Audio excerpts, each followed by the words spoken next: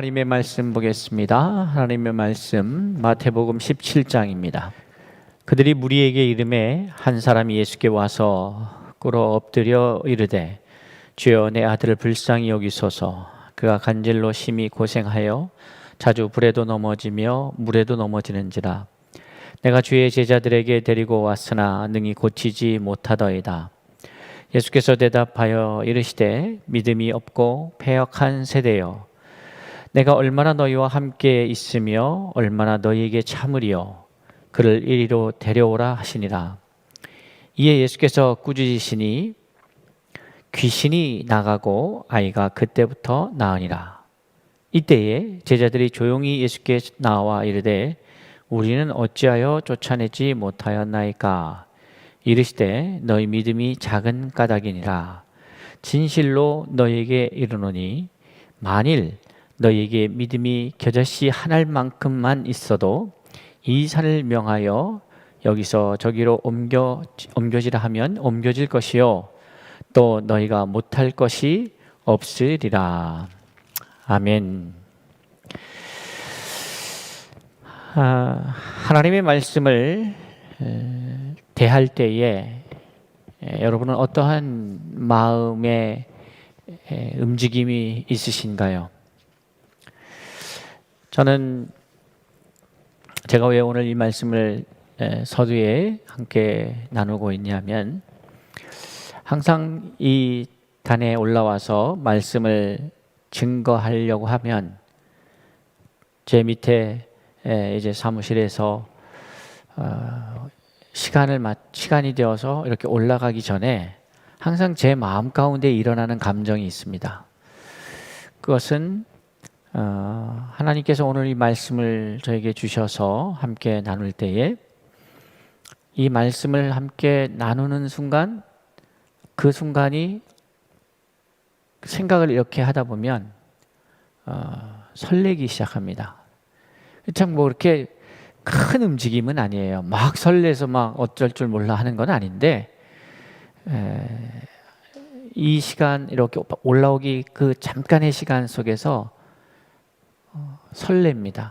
그래서 이 말씀을 갖고 성도님들을 만난다는 것 자체가 제게 꽤 기분 좋은 일인 것 같다는 생각이 들어요. 그래서 막 설레고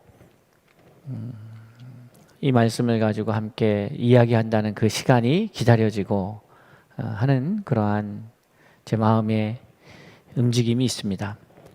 바라기는 여러분들에게도 하나님의 말씀을 기다리면서 또 하나님의 말씀을 접할 때에 그런 작은 설렘들이 계속해서 일어나기를 또 바라고, 그래서 그 기대감이 하나님 앞에서 설레인다는 것은 어떻게 보면은 그 기대감이 있다는 것이기도 합니다.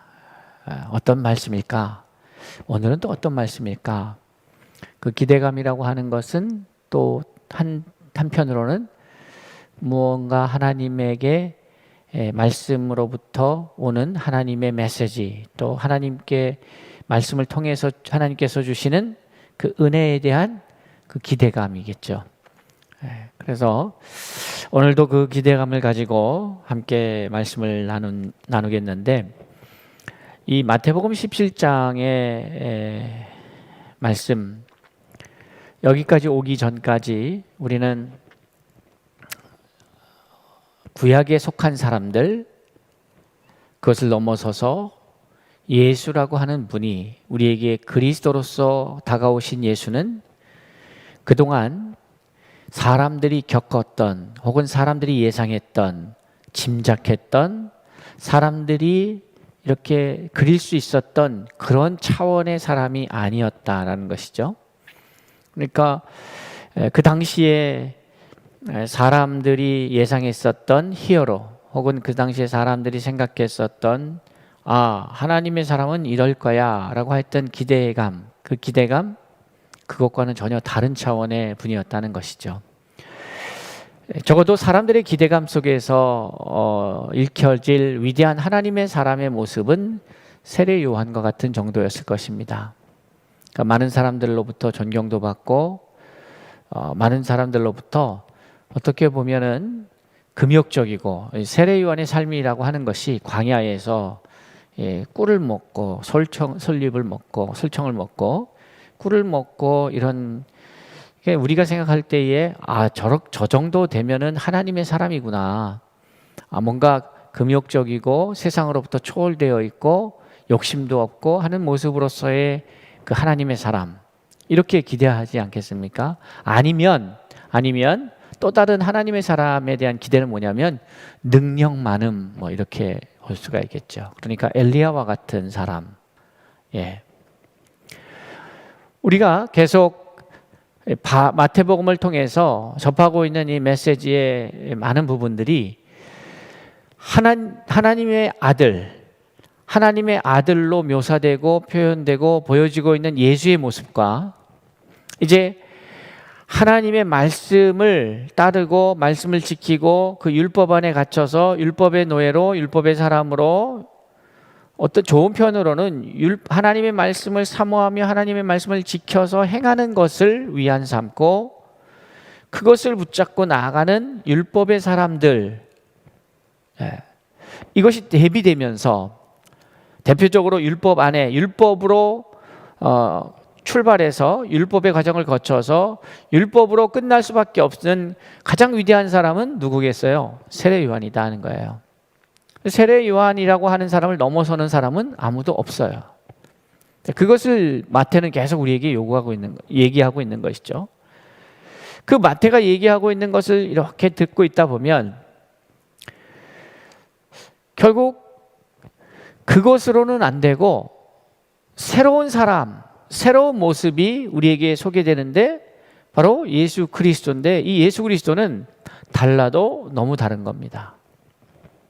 그 이야기들이 이제 성경의 말씀을 통해서 우리에게 소개되고 있는 것이죠.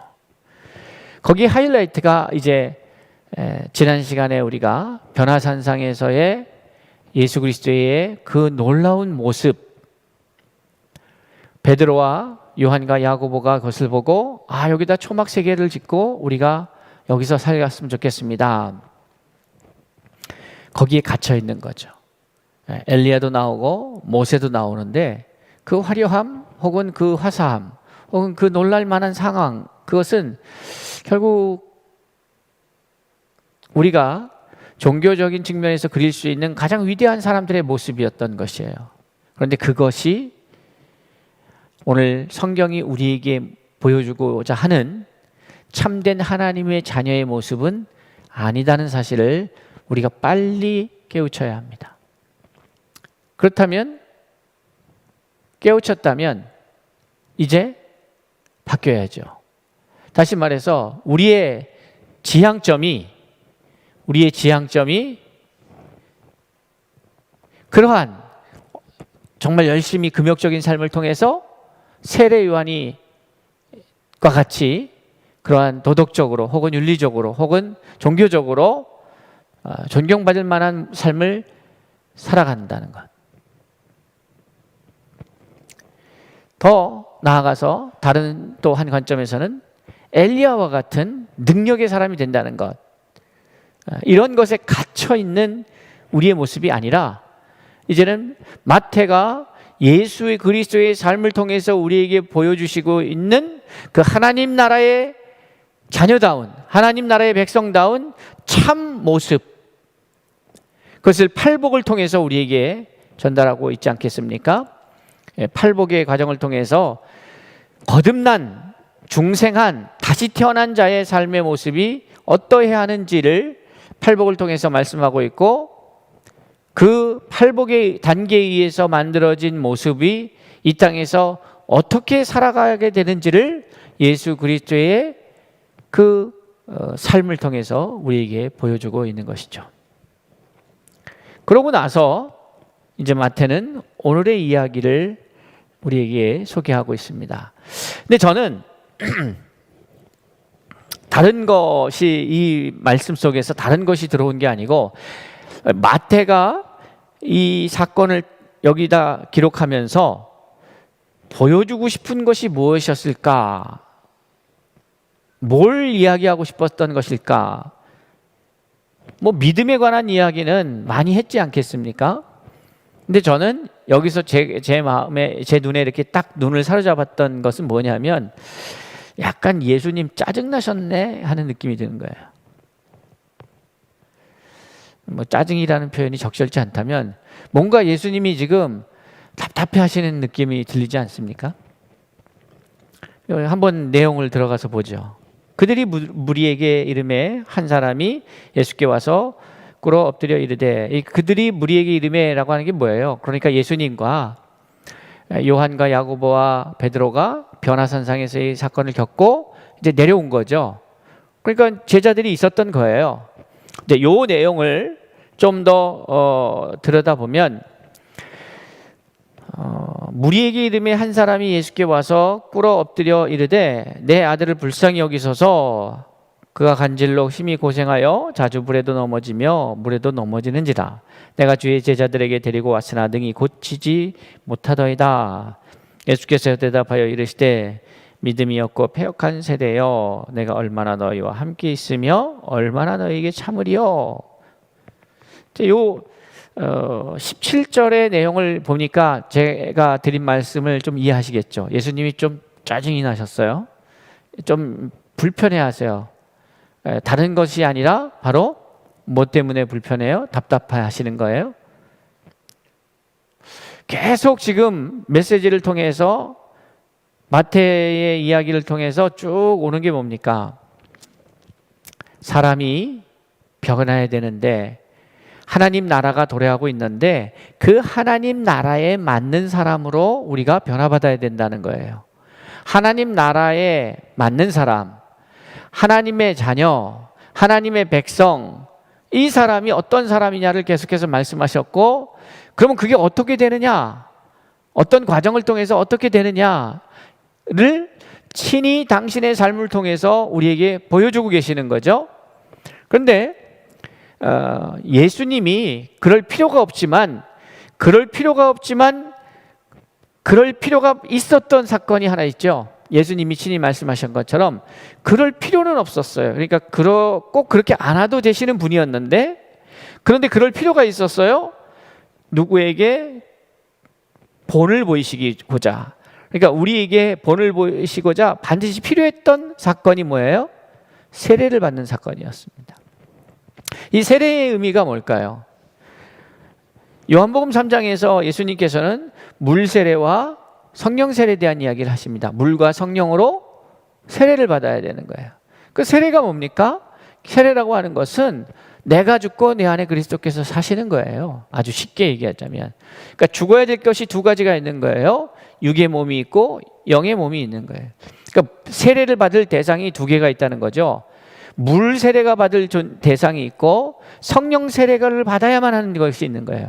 그런데 그것이 동시에 일어난 사건이 어디 사건이에요? 예수님의 세례 사건이에요. 그건 동시에 일어났습니다. 보통 우리가 일반적으로 생각할 때에 제자들이 예수 그리스도를 만나면서 헌신하고 다짐하고 도전하고 말씀을 듣고 하는 과정 속에서 예수 그리스도의 제자들은 물 세례를 경험했다고 볼 수가 있겠죠. 그런데 그들이 아직 성령 세례를 경험하지는 않았죠. 네, 그것은 명확합니다. 예수님이 이 땅에 계시는 동안에 성령 세례를 예수님의 제자들은 경험하지 못합니다. 왜냐하면 예수님이 가야 성령이 오시니까요.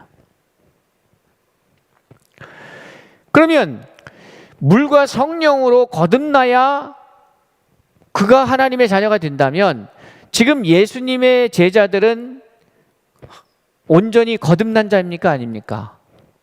아니죠. 아직 성령 세례를 받지 못했으니까. 네.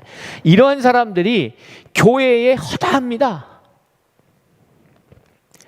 물 세례에 대한 이해는 있어요. 근데 성령 세례를 받지 못한 사람들이 있어요. 성령을 알지도 못해요. 이게 꼭 누구의 얘기 같습니까? 아볼로에게 훈련을 받은, 그러니까 내가 성령에 대해서는 들어보지 못한 거예요. 제가 보니까 교회에 허다한 사람들이 이것에 해당되는 게 너무 많이 있다는 거예요. 제가 볼 때는 그래요. 제가 볼 때 목회자들 중에도 성령 세례를 경험하지 못한 것 같은 사람들이, 의심이 갈 만한 분들이 너무 많이 있는 거죠. 아니, 그거를 모르니까 뭐 그거를 제가 뭐 척보면 압니다 이런 얘기는 아니고, 성령에 대해서 얘기를 할 때 모르면 어떻게 하면, 그럼 모르면 못 경험한 거지 뭐. 자, 오늘 예수님께서 왜 이렇게 약간 짜증이 났을까? 죄송합니다. 짜증이라는 표현이 뭐냐면 왜 이렇게 답답해 하실까? 근데 사실 이거는 짜증이라는 표현이 딱 이 상황에서 너무 그냥 딱 마음에 오는 단어 같아서 제가 자꾸 입에 붙는 것 같아요. 예수님께서 변화산상에 그 놀라운 것을 갖다가 보여주시고 내려왔는데 이 사건이 벌어진 거잖아요. 이제 이 누가복음으로 가서 보면 누가복음 9장에 가면 이 똑같은 사건이 있는데요. 이튿날 산에서 내려오시니 큰 무리가 맞을세. 무리 중에 한 사람이 소리질러 이르되 선생님 청컨대 내 아들을 돌보아 주옵소서. 이른데 외아들이니이다. 귀신이 그를 잡아 갑자기 뭐 막 얘기해요. 그러다가 40절에서 당신의 제자들에게 내쫓아 주기를 구하였으나 그들이 능히 못하더이다. 이렇게 얘기하는 거예요. 자, 그러면 누가복음 9장 41절 또 이 마태복음 17장에 나오는 17장 17절에 나오는 그 대답, 예수님의 대답을 보면은 이렇게 대답하고 있어요. 예수께서 대답하여 이르시되 믿음이 없고 패역한 세대여. 이거 제자들을 홀내신 겁니까? 어떻게 보이시나요? 그러니까 지금 내용을 보면 베드로와 요한과 야고보 외에 제자들이 있었고, 그 제자들이 변화산상에 올라가지 않고 그 따로 떨어져서 예수님과 떨어져서 있을 때에 일어난 사건이란 말이죠.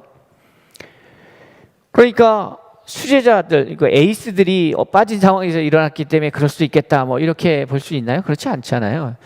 왜 그러냐면 우리가 잘 아는 바와 같이 이 이야기가 이 9장, 누가복음에 가서 이 9장의 이야기라고 하는 것은 뭐냐면 예수님께서 12제자를 불러서 그들에게 귀신을 제어하고 병을 고치는 능력을 주시고 권위를 주시고 파송하셨어요.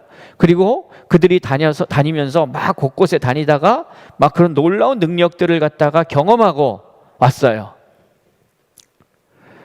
그래서 누가복음 9장 6절에서는 제자들이 나가 각 마을에 두루 다니며 곳곳에 복음을 전하며 병을 고치더라, 이렇게 일어나는 거예요.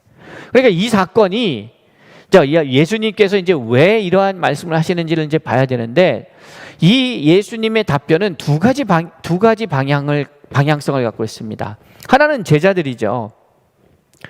너희들이 지금 방금 얼마 전에 내가 너희에게 나가서 둘씩 짝지어서 나가서 놀라운 역사를 이뤄라 할 거 네가 경험하고 있지 않았냐. 그런데 왜 아직도 이 문제 하나 해결 못해서 이렇게 하고 있느냐, 이렇게 말씀으로도 들려요. 그런데 이것이 이 워딩을 보면 단순히 제자들에게만 말씀하신 것 같지는 않은 거죠. 믿음이 없고 패역한 세대요 라고 하는 거예요. 만약에 제자들에게만 말씀하셨으면 이 믿음인, 야 니들 도대체 왜 이러냐, 이 믿음이 없는 것들아, 뭐 이렇게 말씀하셔야 되는 게 맞는 것 같아요. 그런데 그게 아니라 믿음이 없고 패역한 세대요, 이렇게 말하는 거예요. 그러니까 다시 말해서 이게 제자냐 제자가 아니냐 누구냐의 문제가 아니라 그 수준에 머무는 모든 사람들의 문제인 것이죠. 그러니까 그 사람들을 향하여서 이제 말씀하는 거예요. 내가 얼마나 너희와 함께 있으며 너에게 참으리요, 뭐 이렇게 이야기하는 것이죠. 여러분, 병을 고치는 게 문제가 아닙니다. 귀신을 내어쫓느냐 아니냐 이 문제가 아니고 내가 어떠한 사람이 되어가느냐의 문제예요. 그러니까 믿음이 있고 없고의 문제가 꼭 믿음이라고 하는 어떠한 물체를 내가 소유하고 있느냐 없느냐 이런 차원으로 이해될 수 없지 않습니까? 그러니까 믿음이 있다 없다는 뭘 결정하느냐면 내가 어떤 사람이냐를 결정하는 거예요. 내가 어떤 사람이 되었냐. 그런데 지금 예수님의 제자들을 비롯한 거기에 모였던 모든 사람들은 뭐예요? 다 비슷한 사람들이에요. 그 같은 무리예요. 이거를 갖다가 좀 더 제가 오늘 이야기하고 싶은 단어로 풀어가자면 어떤 단어를 쓸 수 있냐면 성령을 경험하지 못한 사람들이다. 여기서 지금 이 복음서에 나오는 사람들 중에서 성령을 경험한 유일한 사람이 누굽니까? 예수죠. 안 믿기십니까? 마태복음으로 가봅시다. 마태복음 3장에 16절입니다. 예수께서 세례를 받으시고 곧 물에서 올라오실세. 자, 예수께서 세례를 받으시고 곧 물에서 올라오실세. 이게 뭐가 끝난 거예요? 물세례가 끝난 거죠. 물세례가 그러니까 물침례가 끝난 거예요. 물침례 들어갔다가 올라왔어요. 이제 그 물세례가 끝났어요. 근데 복음서의 모든 사람들은 여기에 그칩니다. 그러니까 복음서의 모든 사람이 여기에 그쳤다라고 하는 의미 속에는 다 세례 요한의 세례에 그치는 거죠. 그런데 그 다음 장면이 매우 중요한 장면이에요. 하늘이 열리고 하나님의 성령이 비둘기같이 내려 자기 위에 임하심을 보시더니, 이 말씀이 있어요. 이건 뭐예요? 예수님은 지금 물 세례와 성령 세례를 동시에 받으신 거죠.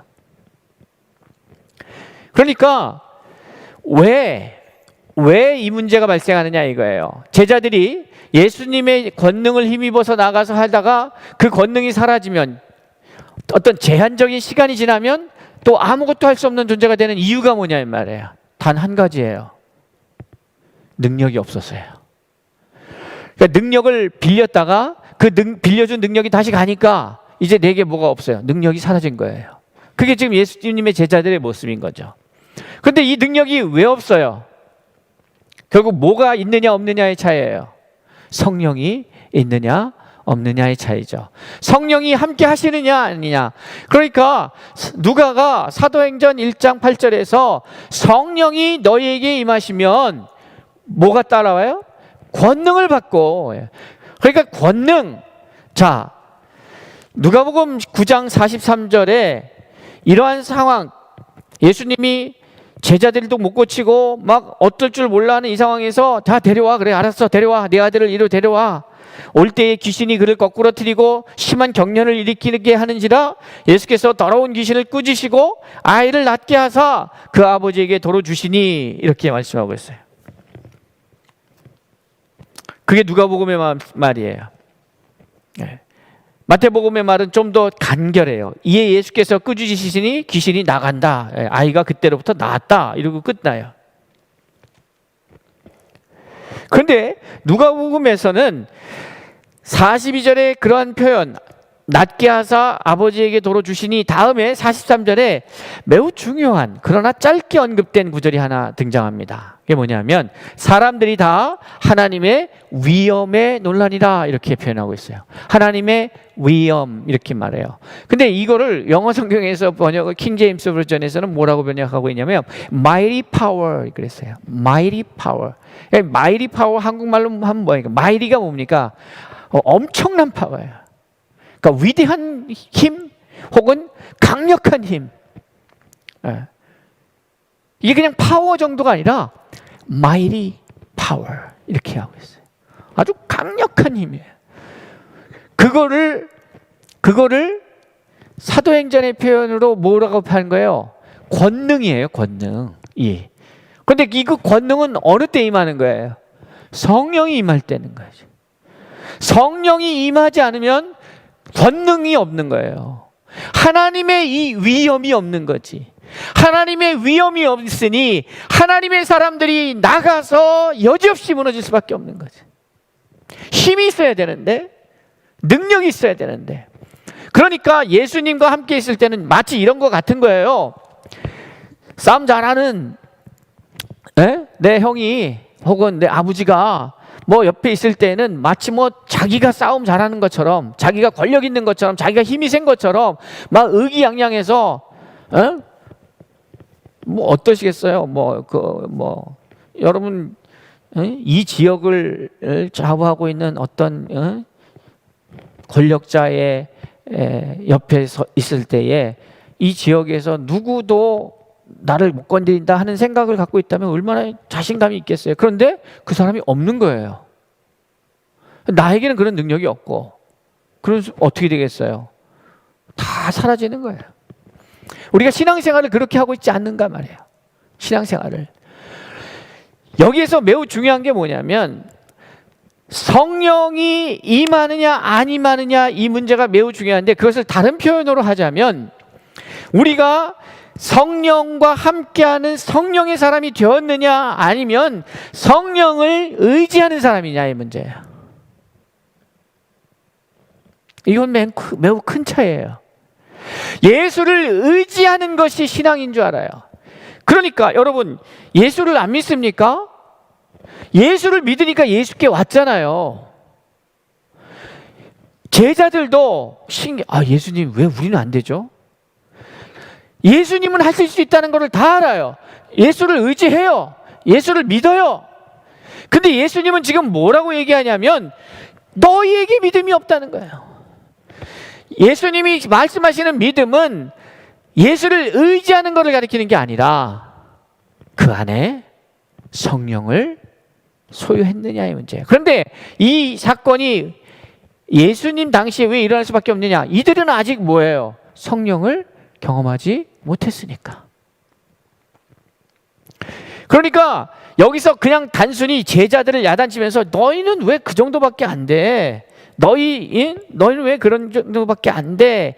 이렇게 이야기하기보다는 믿음이 없고 패역한 세대요 라고 한 시대를, 그 세대를 싸잡아서 그 문제점에 대해서 이야기하시잖아요.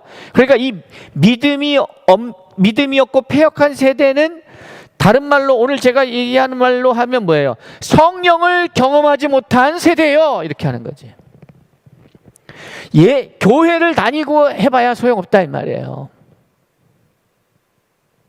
예수를 내가 믿고 의지하고 아무리 예수를 믿습니다, 의지합니다 막 이렇게 해도 성령을 경험하지 못하면 그 안에 아무런 능력이 없는 거예요.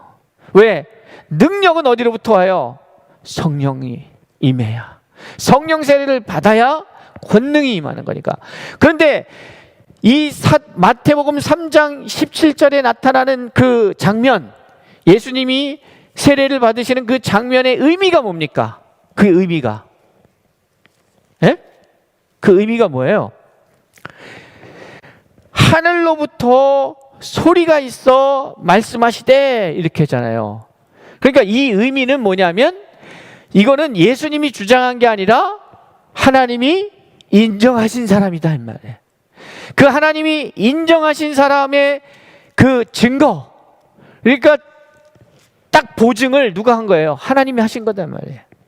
그 내용이 우리가 에베소서를 보면서 주일에 말씀해 드리면서 제가 에베소서 1장 13절의 말씀이 매우 중요하다고 얘기하면서 그 말씀의 내용을 여러분에게 소개하겠습니다. 보면 이런 말씀이에요. 13절에 그 안에서 너희도 진리의 말씀 곧 너희의 구원의 복음을 듣고 그 안에서 또한 믿어 약속의 성령으로 인치심을 받아라. 그러니까 이 과정, 진리의 말씀 구원의 복음입니다. 진리의 말씀 곧 너희의 구원의 복음을 듣고 진리의 말씀을 들었단 말이에요. 그 안에서 믿어요. 자, 그러면 이게 어떻게 되느냐? 마지막에 약속의 성령이 딱 인장을 치는 거예요. 도장을 딱 찍어서. 이 인치신다는 말이 뭡니까? 딱 보증하는 거예요. 합격 이렇게 되는 거지. 이제 됐다. 그걸 누가 하는 거예요? 성령이 하시는 거죠. 그러니까 마태복음 3장 17절에서 하늘에서 소리가 있어. 이렇게 물에 들어가서 나왔어요. 물 세례를 받으셨어요. 그러니까 하늘에서 비둘기같이 성령이 임하셨어요. 성령 세례가 임하였어요. 그러면서 소리가 있어서 이제 뭐라고 그러는 거예요? 이는 내 사랑하는 아들이고 기뻐하는 자라.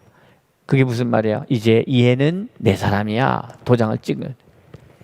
그게 없으니까 어떻게 되는 거예요? 본 것도 있고 또 예수님이 잠시 내게 권한을 주셔서 나가서 그런 기적도 행해봤지만 그러나 그것이 다시 거두어지니까 아무 능력이 없는 거죠. 다시 말씀드리자면